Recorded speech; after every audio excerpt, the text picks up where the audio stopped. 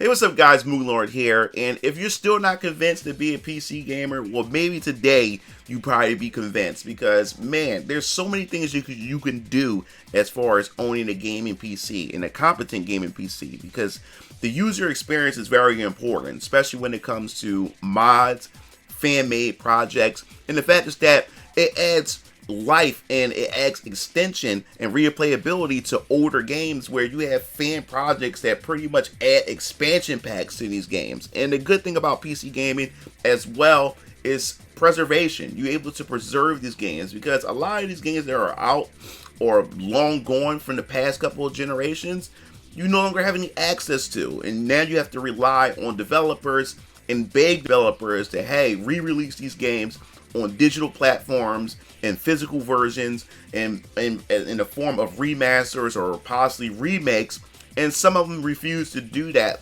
which makes it harder to get your hands on these games. And then let's not talk about the retro or the vintage market when it comes to these games with these outrageous prices, which forces gamers to go through other means to be able to get access to these games. And the fact is that you have a PC, it makes things a lot easier for you. Now, the reason why I bring up this video is because what's going on right now when it comes to Sonic Unleashed, people are going nuts over because there's a fan-made port that brings over Sonic Unleashed that adds new graphic enhancements and also performance features, which I think is pretty awesome. Especially if you're a Sonic fan, you know me on this channel and also on my streams that I'm also a Sonic fan.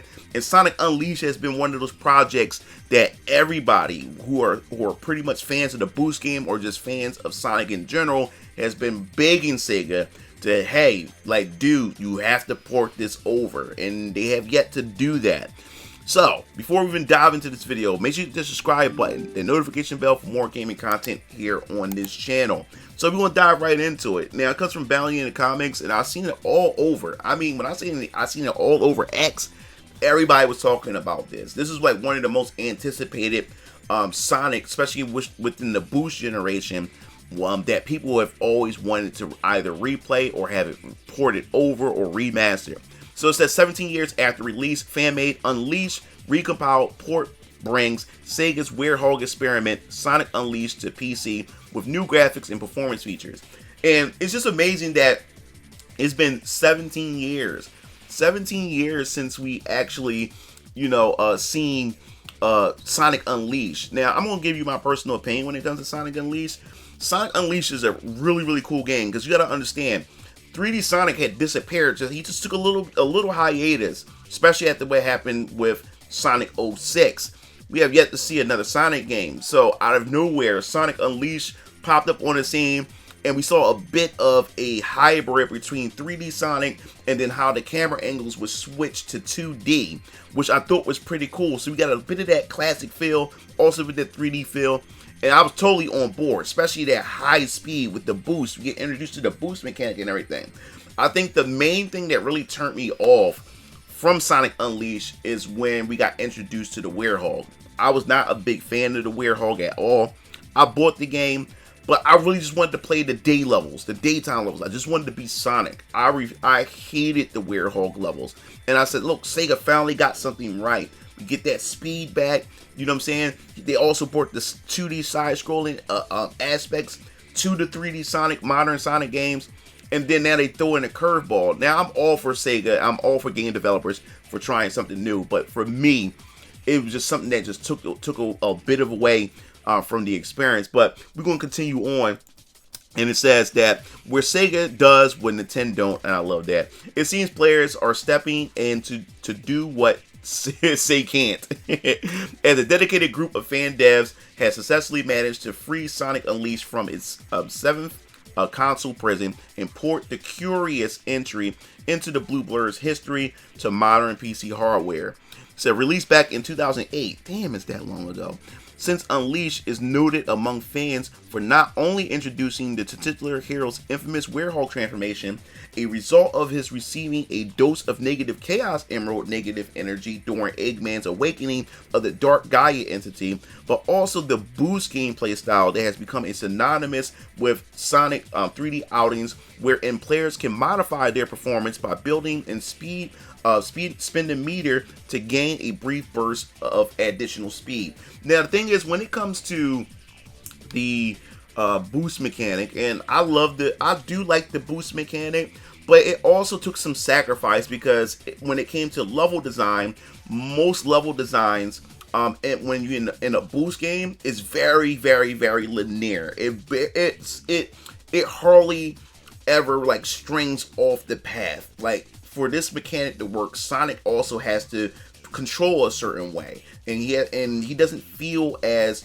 fluid as the older 3D Sonic games like Sonic Adventure 1 and Sonic Adventure 2. So now you're going down a straight path, and that's only to compensate for the speed in which he's going when it comes to the boost mechanic, which is actually pretty cool, especially when it was introduced in Sonic Unleashed. But after a while, I got kind of tired of it, because now it seemed like Sega was more so relying on the boost, and I wanted them to go back to adventure or try something else a bit different and everything. But let's continue. So it says that, furthermore, while many found themselves enjoying the traditional high-speed platforming of the game's daytime stages, the controversy found themselves turned off by the night stages, and I was one of them, which tasked them with using Sonic's stretchy limbs, Werehog form, to plow through lackluster combat sections after lackluster combat sections. And the thing that really got me is that, because I believe in the Wii version, you got more daytime stages, which is crazy.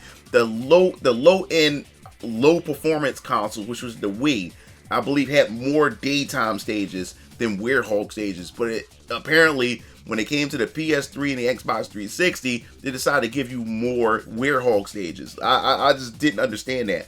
So it says, initially met with lukewarm reviews from critics and divided opinions among players, neither the full Xbox 360 PS3 release of the game nor the extremely stripped down and modified version made for the Wii and the PS2 have ever seen any sort of re-release, digital or otherwise.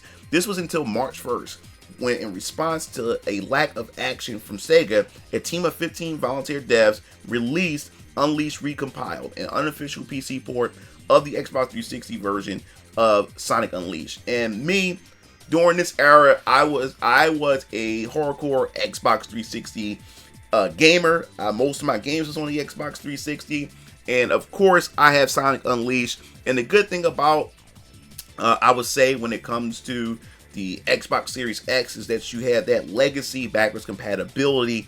And I have yet to try to see if Sonic Unleashed is backwards compatible with the Series X. But most of your games for the Series X, you're able to actually play those Xbox 360 games on your Xbox Series X. But yeah, like, Xbox 360 was the platform to go to, and the fact is that they're using the Xbox 360 version as that to build off of is pretty cool. So it says, as explained on its GitHub page, the port was created via the process of static recompilation. In very simple terms, the act of translating the game's source code from binary code to a standard programming code, making edits, and then retranslating it back to the binary and packaging it into an executable form. So it kind of reminds me, yeah, it's like kind of like when you decrypt something, you take it apart, and then you modify it, and then you have to encrypt it, package it back up, and then put it back into the file that it needs to be in order for whatever program to be able to read it and stuff. So that's what it kind of reminds me of. It says, along with an installer to make the process easier, Unleashed Recompiled brings with it a new set of achievements, a brand new high performance renderer and shader compilation to improve performance, full support of 460 frames per second rendering, unlocked frame rates, and ultra-wide display, input latency reduction, the ability to select either the Xbox or PlayStation controller icons, full Steam Deck compatibility. Wow, these guys really went in. Modding capabilities, and a bevy of other quality of life updates, including the option to disable the infamous Werehog battle music. Farther, The Unleashed Recompiled team notes that future updates will introduce button and keyboard rebinding, more Linux builds, fixes for issues that occur when running the game above 60 frames per second, and the freedom to code mods without needing to fork the game's repository, make an alternate version, and share it on GitHub. However, due to their dedication to preserving the game's original design as best as possible, not only will they not be adding any explicitly new gameplay features, but they also won't be fixing any of the game's original bugs, instead declaring that the additional features that don't fit the vision of the project will be left to the mods to fork and cover. So yes, so they want to try to keep it as faithful to the original game as possible, and I respect that. That's what it's called. That's why it's called preservation. They want to preserve the original integrity. Instead, they want to leave it to you guys, as the gamers, as the community of PC gamers and modders, to go in to do the fixes and stuff. And I think that's gonna be pretty cool. So they left it open for allow players to go in and tinker with it and then put it up on GitHub so you guys can be able to try it and download it. So I think that's pretty cool. So fans are going to have a blast with this. And then continue, it says, since its release, fans have dived head first into exploring the Unleashed Recompiled's new offerings, including not just the aforementioned frame rate and performance improvements, but other hidden details like music attention, allowing in-game music to be automatically muted while playing your own tunes, and both the game's app icon and light bars on the PlayStation controller reacting based on Sonic's current form. That's cool. However, it should be noted that while the port is completely free to download and play, its installation process is a little complicated, and thus it recommends an inexperienced players seek out specific guides for their setup. And that's another thing. I know that that's not always the case when it comes to mods. I'm not really a mod person. Normally when I play a lot of games on the PC and like that, even though mods are cool, especially when it comes to RPGs, I try not to mod as much unless it's quality of life changes and stuff. But I don't really try to mod the characters and stuff, especially when I'm invested in the world and the characters. And then when I give characters certain mods, like changing their outfits to something silly and goofy, even when it comes to the fan service mods, it just takes me out of the experience because I'm invested in the world and stuff. So I have like this continuity in my head, and it's just kind of like a distraction when the characters aren't the original self or whatever like that, because they got all this goofy stuff on, or got all this fan service stuff on and stuff. So it kind of takes me out of the experience because I like to be invested in the story and the characters itself. But it's still cool to have that option if I wanted to go in and dig in there. And the biggest problem that I always had, not with all the time, but then you have some mods where you have to go through tutorials, or you have to do a lot of things and a lot of maneuvering, switching around in order to get it to work. Because just like when it came to Project M and modding the Wii, with the Twilight mod and stuff, also to play Japanese games at the time on the Wii, when I was able to play Tatsunoko vs. Capcom, I had to do all this nonsense in order to be able to try to get to play it, and which I finally succeeded at doing it. But the fact is that these guys went in and actually did it, and the fact is that Sega is not hounding them down. Sega didn't stop them, didn't do cease or desist, and I would say that Sega can be pretty friendly when it comes to like modding and recompiling games and stuff, their games and their properties and stuff like that. I know for a fact that when it came to Streets of Rage, remake, I think that was a different story or whatever like that. But in most cases, they're pretty friendly, unlike how Nintendo is when it comes to that. So yes, it's good to see that Sega having stepped in and became like, it destroyed the vibe for everybody, and they want people to play this, because I'm pretty sure that when Sega eventually or at some point release their version of the remaster of Unleashed, I'm pretty sure that fans is going to go out and support that as well, because they want to also have their physical copy or digital copy of the original game. But the fact is that fans now have access to it through this fan-made recompile. I think it's pretty awesome. So I definitely want to hear your thoughts in the comment section below. What do you think about this? Do you think we'll see even more recompiles of ports of games that we have yet to see, especially when it comes to games from old previous generations, way back then, that you no longer have access to? And plus, it brings an introduction to a younger generation of fans who are fans of certain IPs but could never get their hands on older versions or previous entries that goes way back before they was born.